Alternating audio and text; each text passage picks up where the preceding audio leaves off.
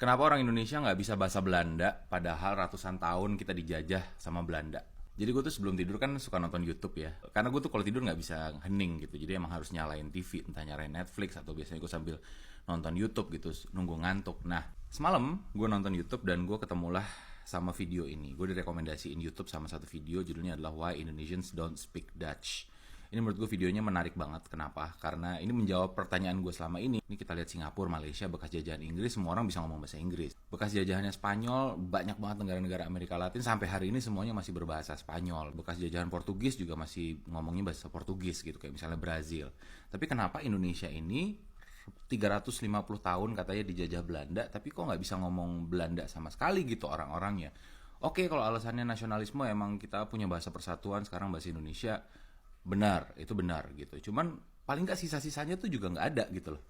Nggak ada orang-orang yang, ya mungkin ada, cuman nggak sebanyak itu, nggak sesignifikan itu jumlah orang-orang yang bisa berbahasa Belanda di Indonesia ini. Ketemulah gue jawabannya dari video itu.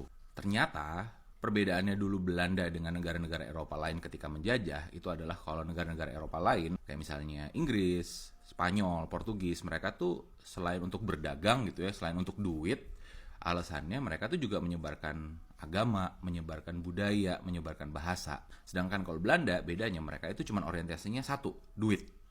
Dan mereka nggak melihat mengajarkan orang Indonesia pada saat itu berbahasa Belanda tuh sebagai hal yang murah gitu. Jadi akhirnya mereka memilih opsi, ya udah kita nggak usah ajarin orang-orang Indonesia ini bahasa Belanda, tapi ya kita pakai aja lingua franca atau bahasa yang emang dipakai orang-orang di situ, yaitu bahasa Melayu. Makanya bahasa Melayu itu dipakai terus gitu selama masa penjajahan Belanda sebagai bahasa utama.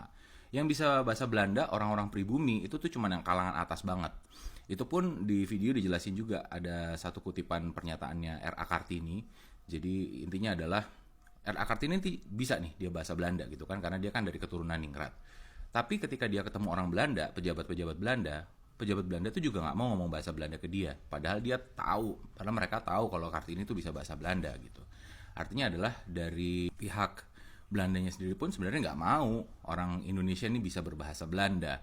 Dan susah banget gitu aksesnya, nggak semua orang bisa dikasih akses untuk bisa belajar bahasa Belanda.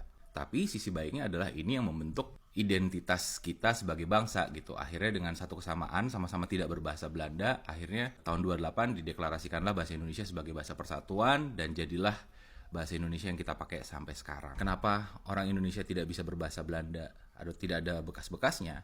Ya karena memang dari awal bahasa Belanda nggak pernah dipakai sebagai bahasa komunikasi di Hindia Belanda gitu.